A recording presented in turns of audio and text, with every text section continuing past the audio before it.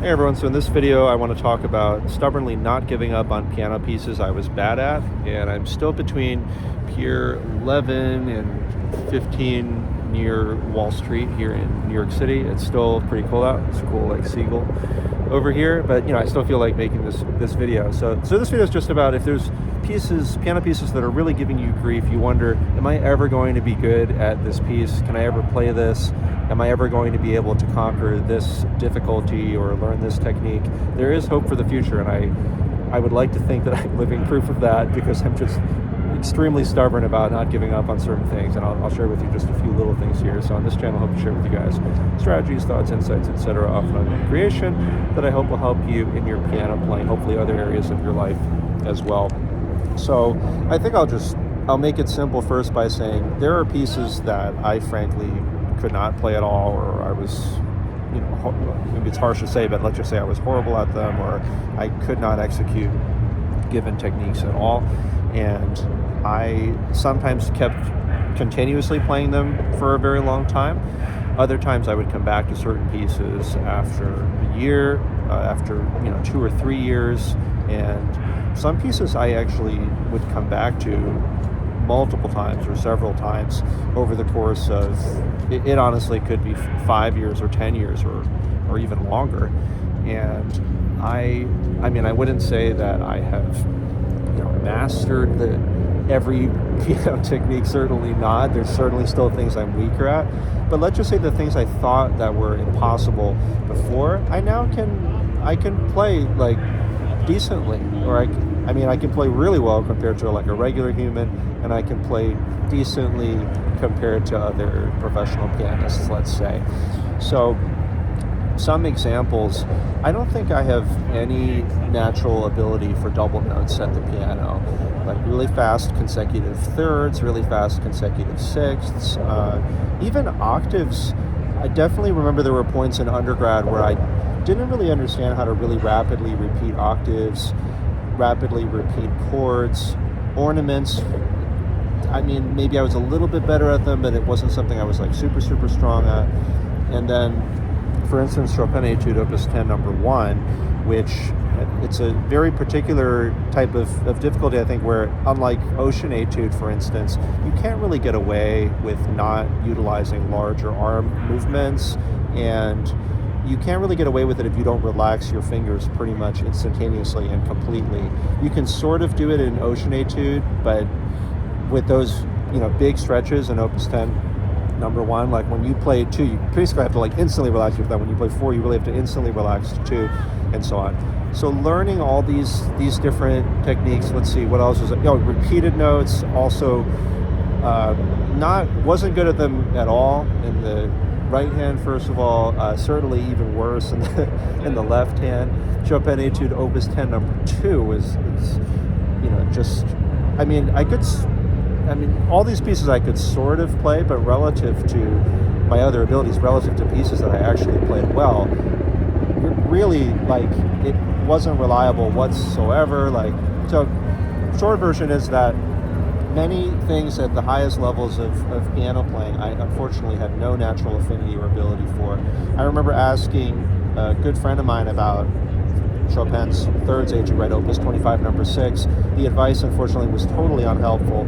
Even my own great teacher, his advice, it was helpful to an extent, but there were still other things that I had to work out on my own. Now, a lot of my discoveries, if you look at my physical methodology playlist on my David Chang Music YouTube channel, you will find a lot of those ideas: holding and relaxing, three-dimensionality and movement, hand shape and orientation, metronome with accents, and all of that. So if you want to know in detail in this video, I'll just say briefly, the only way to ensure that you definitely can't learn or overcome a given difficulty or learn a given technique, the only way to really self-sabotage enough is just to believe that you can't do it, and because you'll ultimately end up giving up on it.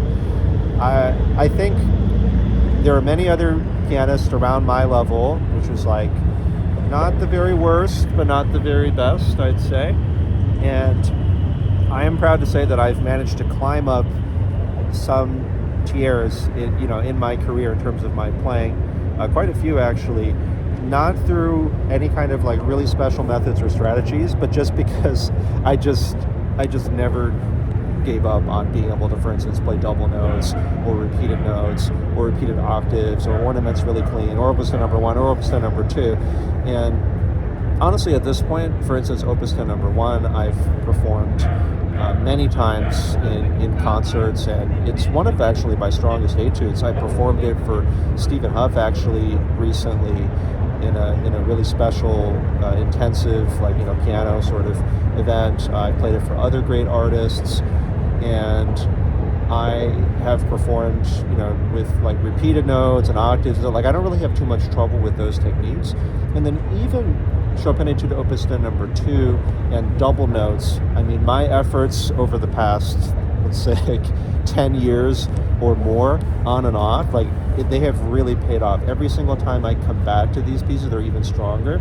And for the first time, actually, recently, I'm seeing a future where I really, like all of the Chopin etudes as a whole, it finally seems doable, even realistic, to be performing all of them more and more in the not too distant future. And this is something I wouldn't actually have even believed even like 3 or 4 years ago, believe it or not. So every time I've come back to them, every time I've developed new methods, I've gained new perspectives, I've continued teaching, continued practicing, continued working, just like, it doesn't even occur to me to ever give up on pieces that I'm really, really passionate about. It occurs to me to take breaks from them, to think about it, to come up with new ways to approach it, to be flexible in my thinking, to even seek out other perspectives like I did recently.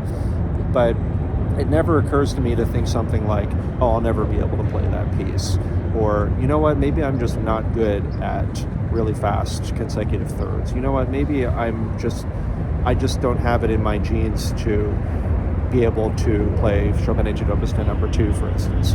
I just stubbornly refuse to accept that. And so because I've refused to give up on these pieces, those possibilities, those paths still remained open to me.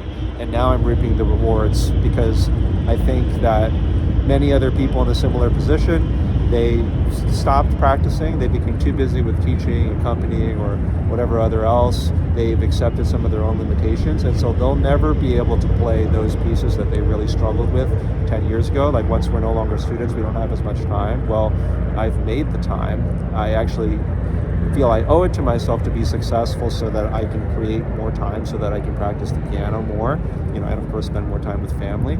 And because I just keep coming back over and over again like a zombie or something, I am now playing pieces that I thought were completely impossible at a way, way higher level than I used to. And some of them are already performable now. Some of them I think that they're going to be performable in the near future, and certainly can share it with general audiences and so on. So it's just something that I would say I'm proud of myself for, just kind of hanging in there, just always coming back. And I might have said in another video, I happen to be 35 right now. There are certain difficulties, certain things like I can still continue to improve my piano playing for sure.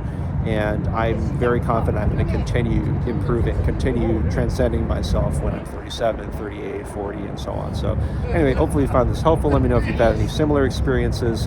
If there's a technique or something you feel like you're not getting, hang in there. As long as you continue coming back to it, maybe you need some mentorship or you need another perspective. But, as long as you keep those possibilities open, then it's something that will remain obviously, possible for you to achieve. So yeah, let me know what you think. Please like, subscribe, let other people know about the channel if you found this helpful, and looking forward to the next one.